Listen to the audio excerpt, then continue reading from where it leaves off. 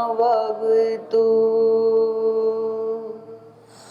सहनौ भुनक्तु सह वीर्यं करवावहै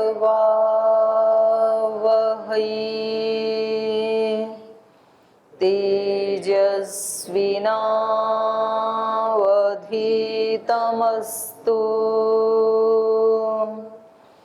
मा विद्विषावहै।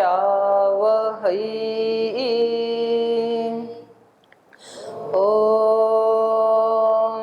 व्रतानां व्रतपते व्रतं चरिष्यामि तच्छकेयं तन्मेराध्यताम्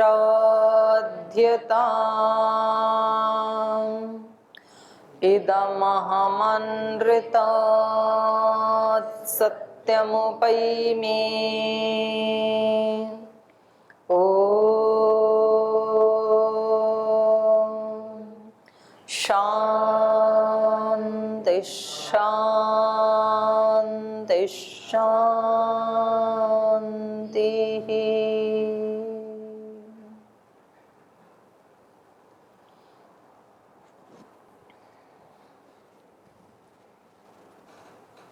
जी कल का प्रसंग एक बार आप बताएंगे पीछे। ओम दीदी, ये जब विश्वामित्र जी जो वशिष्ठ जी से जब वहाँ से पराजित हो जाते हैं सबला गाय के द्वारा, तो फिर वो अपने और उनके जो 100 पुत्र थे वो भी मर जाते हैं, उनकी भी मृत्यु हो जाती है। फिर वो अपने एक पुत्र को राजपाट सौंप के शिव जी की तपस्या करते हैं, शिव जी के लिए प्राप्ति के लिए उनसे वरदान प्राप्त करते हैं। उनमें 3 वरदान वो प्राप्त करते हैं कि धनुर्वेद सहित उसके सांगोपांग सहित वो सब विद्या मुझे प्राप्त हो जाए, उपनिषद वगैरह। उसके साथ में जो देव दानव और मानव के पास जो अस्त्र विद्या है वो भी उन्हें प्राप्त हो जाए, और उसके साथ में इच्छित जो कामना है वो जो भी मैं चाहूँ वो पूर्ण हो जाए। इस तरह के 3 वरदान वो प्राप्त करते हैं। फिर वो उस अस्त्र और वरदान के बल पे पुनः वशिष्ठ जी के आश्रम में आते हैं कि अब इसको तो अब मरा ही समझो वशिष्ठ को, इन शस्त्र अस्त्र के बल पे। तो फिर उनके आश्रम में जो सभी जो निवासी सब तीतर बीतर हो जाते हैं, थोड़ा जल्दी करना पड़ेगा आज। तो सभी वहाँ के जो आश्रमवासी रहते वो सब तितर बितर हो जाते। विश्वामित्र भी उनको वशिष्ठ जी समझाते कि यहाँ से मत जाओ, मैं इस क्षत्रिय कुल कलंक की क्षत्रिय बल को मैं अपने ब्रह्म बल से समाप्त कर दूंगा करके समझाते। फिर वहाँ पे वो अग्नि अस्त्र के द्वारा इन पे प्रहार करते और इनके ब्रह्म बल के सामने वो जैसे अग्नि पानी पड़ने पे शांत हो जाती है उस तरह वो शांत हो जाते। उसके अलावा फिर देव दानव और मनुष्य के जितने भी जो उन्हें अस्त्र प्राप्त हुए थे वो सारे वो उन पे करते, पर उसका कोई प्रभाव वशिष्ठ जी को नहीं पड़ता। और यही इतना ही पड़ा था। तो यहाँ पर विश्वामित्र जी अपने जितने भी वो तपस्या से अस्त्र शस्त्र आदि प्राप्त करके आए थे, वो सब के सब उन्होंने वशिष्ठ के ऊपर प्रहार कर दिया। और उन्होंने केवल एक ही उनके पास अस्त्र है, वो है ब्रह्मदंड। तो उन्होंने उन सब को अपने ब्रह्मदंड से शांत कर दिया। तो इससे आगे पढ़ें। कुछ पूछना है किसी को? किसी का कोई प्रश्न है कल के पाठ से? हाँ बोलिए। ओ प्रणाम दीन जी। इसमें ब्रह्म दंड आया है, उसका अर्थ क्या है? ब्रह्म शक्ति, तपस्या की शक्ति, आध्यात्मिक शक्ति, योग की शक्ति, वही ब्रह्मदंड है। ठीक है, तो वो सबसे बड़ा बल है, वो आत्मबल, योग का बल, दिव्य बल, उसको नाम कुछ भी दें, तो उसके सामने सब पराजित हो जाते हैं, सारे बल फीके पड़ जाते हैं वहाँ पर।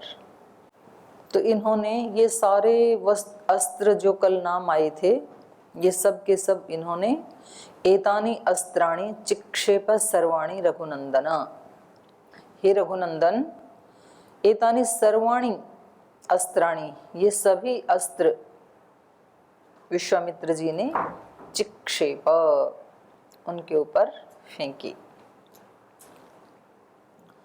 वसिष्ठे जपतां श्रेष्ठे तदद्भुतम् इवाभवत्, तानि सर्वाणि दण्डेत ग्रसते ब्रह्मणः सुतः, तेषु शान्तेषु ब्रह्मास्त्रं क्षिप्तवान् गाधिनन्दन, तदस्त्रम् उद्यतं दृष्ट्वा देवः साग्ने पुरोगमाः, देवर्षयश्च सम्भ्रान्ता गन्धर्वः समहोरगा, त्रैलोक्यमासीत् संत्रस्तं ब्रह्मास्त्रे समुदीरिते, तदप्यस्त्रं महाघोरं ब्राह्मं ब्राह्मेण तेजसा, वसिष्ठो ग्रसते सर्वं ब्रह्मदण्डेन राघव, ब्रह्मास्त्रं ग्रसमानस्य वसिष्ठस्य महात्मनः, त्रैलोक्यमोहनं रौद्रं रूपमासीत् सुदारुणं, रोमकूपेषु सर्वेषु वसिष्ठस्य महात्मनः,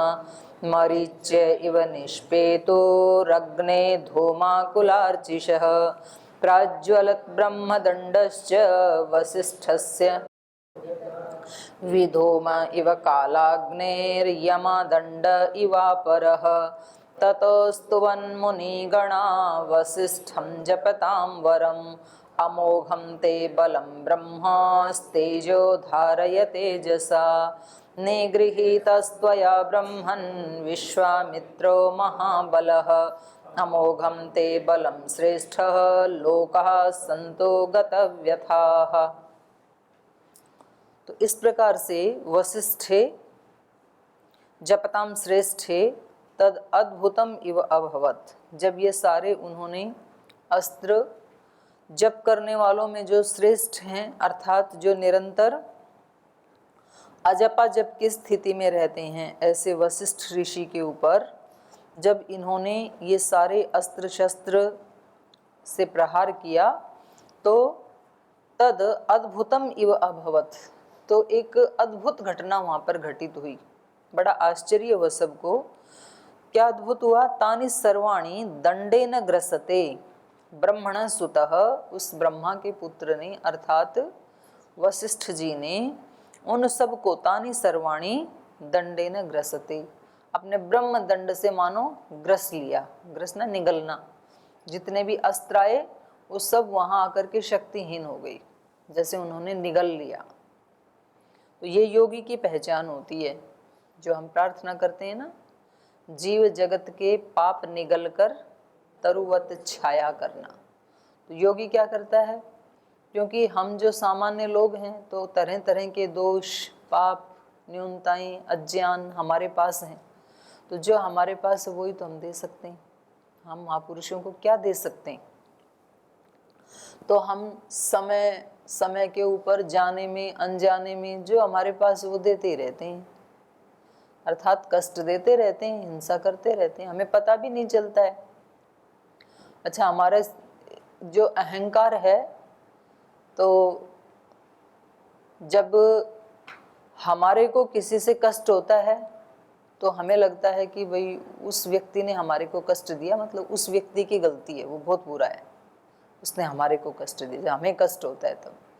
और जब हमारे से दूसरे को कष्ट होता है तब हम बोलते हैं ये उसका अज्ञान है, मैंने तो जो बोला वो मुझे तो बोलना ही चाहिए था, वो दुखी हो रहा है तो उसका अज्ञान है। मतलब हम डांटे तो उसका अज्ञान है, और कोई दूसरा हमें डांटे तो उस व्यक्ति का अज्ञान है। तो ऐसे हम बड़ी चतुराई से अपने अहंकार का पोषण करते चलते हैं। तो कभी ना कभी आज जो हमारे नीचे है वो भी कभी ना कभी वरिष्ठ बन जाएगा, तो तब वो भी यही करेगा। तो ऐसे हम पीढ़ी दर पीढ़ी ऐसे सीखते जाते हैं, सिखाते जाते हैं। और अगर हम जिस दिन ये अपने अंदर भी सोच लें कि जो चीज़ बुरी है वो बुरी ही है, वो मेरे लिए भी बुरी है, उसके लिए भी बुरी है, तो उस दिन फिर अंतः यात्रा शुरू हो जाती है। व्यक्ति जब ये रियलाइज करता है कि जो चीज़ खराब है वो सबके लिए ही खराब है, तो वो फिर अपनी वकालत नहीं करता है, फिर वो अपने अंदर उसको स्वीकार करता है कि हाँ ये मेरे अंदर अभी वीकनेस हैं, दोष हैं, तभी से ही वो ठीक होने शुरू हो जाते हैं। और तो उसके लिए हिम्मत तो चाहिए ना, लेकिन नहीं तो व्यक्ति स्वीकार ही नहीं करता है उसको। तो ये उन सब को जो हम अपने गुरुजनों को देते ही रहते हैं समय समय पे, मैं ये कह रही थी। तो गुरुजन क्या करते हैं, वो बेचारे उनको निगल करके फिर भी वृक्ष की तरह से छांव करते ही रहते हैं। जब आदमी वृक्ष को काटता है बड़ा सा कुल्हाड़ा लेकर के, तो जब तक वो जमीन पे गिर ना जाए वो वृक्ष, तब तक उस काटने वाले को वो छाया ही देता रहता है। वो काट रहा है, उसी समय उसने अपनी छाया को खींचा नहीं कि चलो अब तुम काट रहे हो तो आज से मैं तुम्हें छाया नहीं दूंगा, ऐसा नहीं करता है वो। जब तक वो हम उसको बिल्कुल अस्तित्वहीन ना कर दें तब तक वो काटते हुए भी अपनी छांव देता है। तो माता पिता गुरुजन जब तक उनमें दम में दम रहता है, तो हम उनको कितने भी कष्ट क्यों ना दें तो भी वो हमेशा अपनी कृपा ही करते हैं हमारे ऊपर। तो ऐसे वशिष्ठ जी ने किया। उनको पता है कि विश्वामित्र जी तो अहंकार से और दर्प से ग्रसित हो गए हैं। आत्मा तो अच्छी ही होती है, सभी आत्माएं वैसी ही होती हैं, अच्छी ही होती हैं, लेकिन ये दुर्गुण से दोष से युक्त हो गए हैं। तो इसलिए वो उनके सब प्रहारों को अपने एक ब्रह्मदंड से सहन करते गई। विजय किसकी हुई यहाँ पे, प्रहार करने वाले की कि सहन करने वाले की? इसलिए प्रार्थना की जाती है सहोसी सहोमयी देहि। हम कितने भी दुख दर्द दें अपने माता पिता को, अपने गुरुजनों को, और वो सहते चले जाते हैं, वो हमें समझाते हैं एक बार, फिर उसके बाद वो सहते चले जाते हैं। तो ये बात हमें आज तो ऐसे लगता है कि मैंने उनको चुप करवा दिया, माता पिता को, गुरुजनों को, आचार्यों को, और वो मतलब अपनी बड़प्पन के कारण, अपने ममता के कारण, अपने ज्ञान के कारण हमें माफ करते रहते हैं। पर कभी ना कभी जब वो नहीं रहेंगे ना, तब आपको याद आएगी, क्योंकि हमें तो वो आदत पड़ जाती है फिर उसी तरह से बिहेव करने की। और जब वो नहीं रहेंगे, आप किसी और के साथ वैसा बिहेव करेंगे तो फिर वो तो आपको दंड देंगे। तो आपको लगेगा कि अरे ऐसे ही मैंने देखो कितनी बार अपनी माँ को तंग किया था, लेकिन तो भी उन्होंने अपना प्रेम मेरे से हटाया नहीं। अपने पिता को, अपने गुरुजनों को, तो भी उन्होंने मेरे ऊपर अपनी कृपा बनाई ही रखी, पर तब तक वो जा चुके होते हैं, मिलते नहीं। तो सहन करना हिम्मत की बात होती है। तो यहाँ वशिष्ठ जी इसके सारे प्रहारों को सहन कर रहे हैं। सहन कर रहे हैं इसका मतलब ये नहीं है कि वो कुछ भी उसको रिएक्ट नहीं करेंगे और ठीक नहीं करेंगे, ऐसा नहीं है। उसको ठीक करेंगे वो, लेकिन उस समय वो अपने ब्रह्म बल से उनको करने दे रहे हैं कि भाई आप कर लो। यद ते बलम यद बलम तद विदर्शय। जो भी बल आपके पास है उसको आप विशेष रूप से पहले प्रदर्शन कर लो, आपके पास क्या क्या है, तो ताकि आपको ये भ्रम ना रह जाए। भगवान भी ऐसे ही करते हैं। कोई भक्त, कोई साधक, कोई योगी जब भगवान को प्राप्त करने के लिए चलता है तो फिर वो कहता है मैं इतने जाप करूंगा और मैं इतना तप करूंगा, मैं इतने उपवास करूंगा और मैं अपने ही बल से भगवान को प्राप्त करूंगा। तब भगवान जी कह रहे हैं ठीक है बेटा, कर ले तू, कभी कभी तेरे मन में ये ना रह जाएगी मैंने कुछ किया नहीं, वरना तो मैं आसमान को झुका देता, धरती से मिला देता। तो करने देते हैं हमें। और सब कुछ करने के बाद जिस दिन हम हार जाते हैं उस दिन फिर भगवान की कृपा शुरू होती है। जिस दिन हमारा अहंकार चूर हो जाता है, सब कर चुके तो अहंकार टूट गया। और कुछ ऐसे वैज्ञानिक हुए, उन्होंने बहुत घंटों घंटों खोज की और उनको जिस बारे में वो खोज कर रहे थे उसको सॉल्यूशन मिला नहीं। फिर वो आराम से उसको एक साइड में डाल के बोले ये नहीं होता है कुछ भी, आराम से अपने बाथरूम में टब में बैठे थे ऐसे रिलैक्स होकर के। तो उसी समय उनको वो आइडिया आ गया, ये तो चमत्कार हो गया। जैसे ही अपने अहंकार को साइड में डाला तुरंत मिल गया। जिस दिन घमंड अपने सर से उतार देगा उस दिन तुझे विधाता अनमोल प्यार देगा, जिसकी कोई कीमत नहीं, मूल्य नहीं, वो प्यार उस दिन मिलेगा जिस दिन अपने अहंकार को हम छोड़ देंगे, उसकी शरणागति में आ जाएंगे। तो आना तो पड़ेगा इसको भी, लेकिन अभी ये क्या है, अपने दर्प में चूर हैं विश्वामित्र जी। तो अब जितने भी लाए थे सब फटाफट एक के बाद दूसरा तीसरा सब डाल दिया उनके ऊपर। तो ये समझदारी नहीं होती है, अपने पास जो भी है वो करके खाली हो गए। अब तो एक साथ कुछ तो रखने चाहिए थे ना, तो एक रखा इन्होंने अभी ब्रह्मास्त्र, वो सबसे लास्ट में छोड़ा जाता है। तो जब ये सारे शांत हो गए इनके अस्त्र, तेषु शांतेषु ब्रह्मास्त्रम क्षिप्तवान गाधी नंदन। ब्रह्म अस्त्र जब किसी को प्राप्त होता है तो उसका ये नियम होता है कि भाई आप अत्यंत अपरिहार्य परिस्थिति में ही इसको छोड़ेंगे। जब पूरी मानवता पे कोई संकट आ गया, कोई ऐसा व्यक्ति खड़ा हो गया कि भाई अब तो सारी मानवता ही खतरे में आ गई, उस समय ब्रह्मास्त्र को प्रयोग करने की अनुमति होती है। तो यहाँ तो कोई मानवता खतरे में है ही नहीं, तो यहाँ छोड़ना थोड़ी चाहिए था ब्रह्मास्त्र, लेकिन और बेचारे के पास कुछ बचा नहीं। और अहंकार कहता है कि मैं हारना नहीं चाहता हूँ।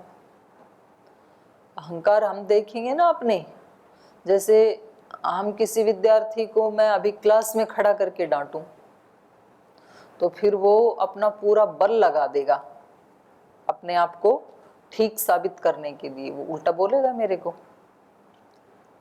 क्योंकि वो भी जानता है कि उसकी त्रुटि है। लेकिन अहंकार कहता है कि नहीं, मुझे सबके सामने पराजित नहीं होना है।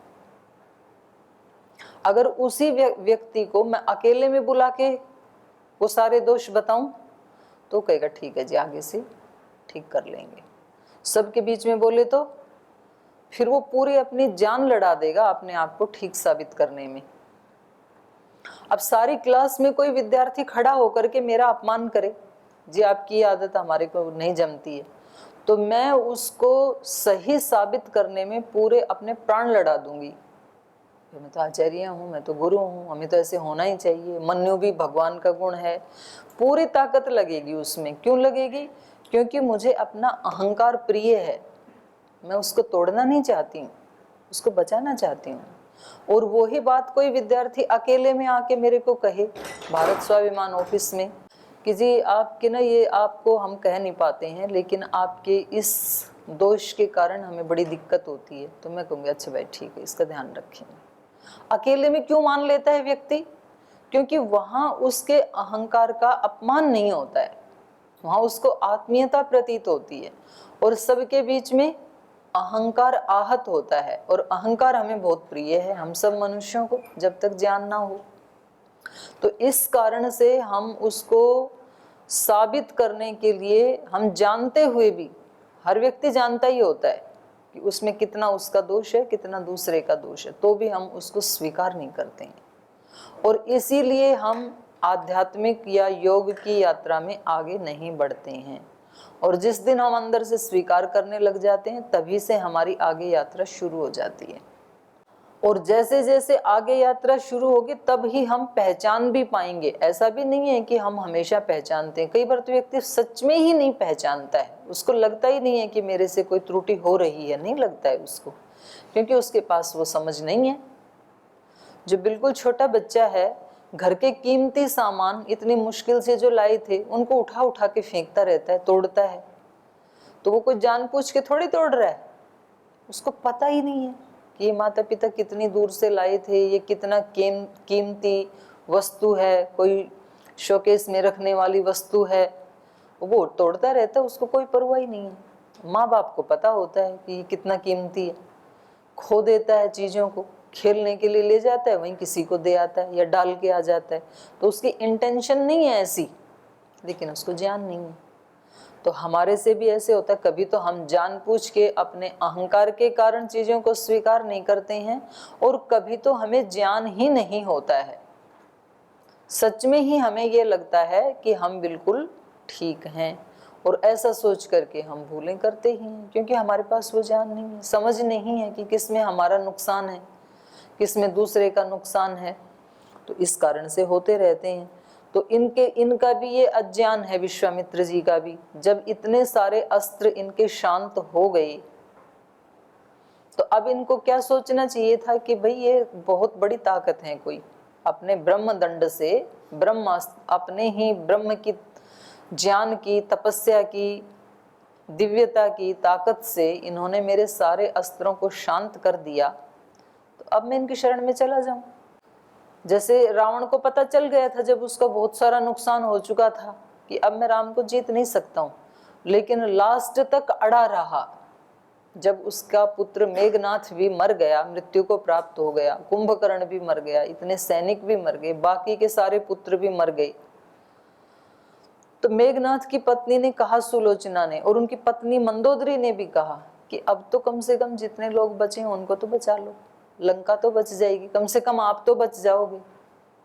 आपको पता तो चल ही गया कि ये कोई साधारण वनवासी मानव नहीं है। लेकिन तब अहंकार आड़े आ गया, बोले अब इतनों को मार के यदि मैं सरेंडर कर दूं तो फिर आने वाली पीढ़ियां मेरे को वैसे थूकेंगी, तो इससे तो अच्छा है नाश तो होना ही है, तो अब पीछे कदम नहीं हट सकता है। तो ऐसे होता है, व्यक्ति को पता है मैं गलतियां कर रहा हूं, फिर कोई कहते हैं भाई अब इससे आगे तो मत कदम बढ़ा, बोले अब गलतियां तो हो ही गई, तो अब तो मैं पूरी ताकत लगा ही देता हूं। ऐसे हम करते हैं, ऐसे इनको भी लग रहा है। इनको ब्रह्मास्त्र नहीं छोड़ना चाहिए था, लेकिन तेषु शांतेषु, उन सब अस्त्रों के शांत हो जाने पर गाधी नंदनः ब्रह्मास्त्रम क्षिप्तवान, इन्होंने फिर लास्ट जो था वो ब्रह्मास्त्र उन पे चला दिया, फेंक दिया, क्षिप्तवान। तदस्त्रम उद्यतम दृष्ट्वा देवा साग्नि पुरोगमः, और जब ब्रह्मास्त्र चलाया जाता है तो वो तो अंतिम होता है ना, सर्वस्व को नष्ट कर देने वाला, तो फिर सब लोग जो है अग्नि सहित जो पुरोगमः, आगे चलने वाले अग्नि आदि जो देवता हैं, वो सब उसको देख करके तदस्त्रम उद्यतम दृष्ट्वा, जैसे उसको उद्यत देखा, आगे चलने लगा वो ब्रह्मास्त्र, तो उसको देख करके देव ऋषयश्च संभ्रांता गंधर्वा समहोरगा, तो जो भी श्रेष्ठ योनि के आत्माएं थी, देव, ऋषि, गंधर्व और महान उर्ग, नाग आदि, वो सब त्रैलोक्यम संत्रस्तम आसीत, तीनों लोक संत्रस्त हो गए, भय से कांप उठे कि अब क्या होगा। ब्रह्मास्त्र इसने तो चला दिया, डाल दिया, तो अब होगा क्या। तो कई बार ज्यादा ही पागलपन में जब व्यक्ति होता है तो वो कुछ भी उसके पास होता है उसको या तो उठा के मारता है या तो कुछ भी बोलता है, तो जो सुनने वाले जो दर्शक होते हैं वो घबरा जाते हैं कि अब आगे क्या होगा, इसको तो होश नहीं है ये क्या बोले जा रहा है, और आगे क्या होगा, रिएक्शन क्या होगा उधर से। या तो वो कोई अपनी उसके हाथ में है उसको फेंक के मारता है, वो अगला व्यक्ति अचेत हो गया या उसको ब्लड निकल आया, तो जो दर्शक हैं वो देखते हैं कि अब इसका आगे क्या होगा, बहुत बुरा परिणाम आने वाला है, अभी तो उसको पता नहीं है। तो इसने तो ब्रह्मास्त्र फेंक दिया, तो उससे तीनों लोक संत्रस्त हो गए। त्रैलोक्यम संत्रस्तम आसीत ब्रह्मास्त्रे समुदीरिते, समुदीरिते, ऊपर उठने पर, जैसे ही ब्रह्मास्त्र उसने छोड़ा वो ऊपर उठा, तो तीनों लोक और सभी देव, दानव, यक्ष, नाग, जितने भी योनियां हैं वो सब के सब भयभीत हो गए कि अब आगे क्या होने वाला है। तो ये देख करके अब आगे क्या होगा उसको कल पढ़ेंगे। आज यहीं विराम लेते हैं।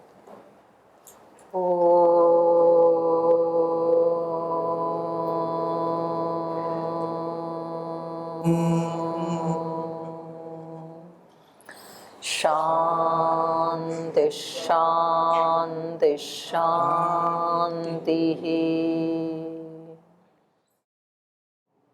तू ही माता, तू ही पिता है, तू ही माता, तू ही पिता है, तू ही बंधु, तू ही सखा है, तू ही बंधु, तू ही सखा है, तू ही है करुणा निधान। हे राम, हे राम, हे राम, हे राम।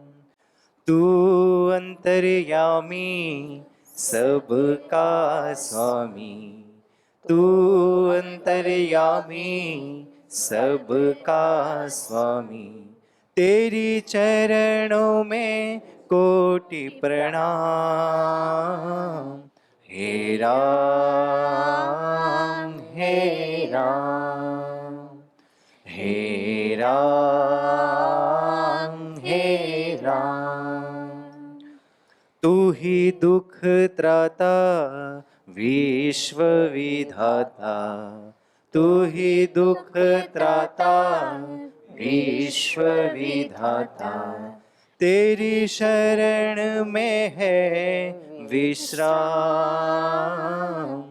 हे राम, हे राम, हे राम, हे राम।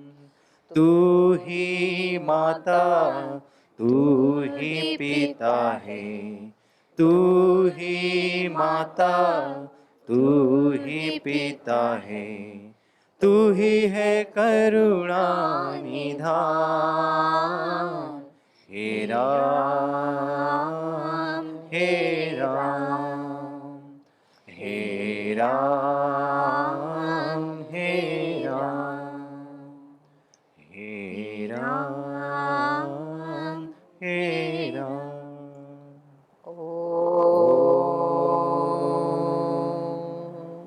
श्री गुरुभ्यो नमः।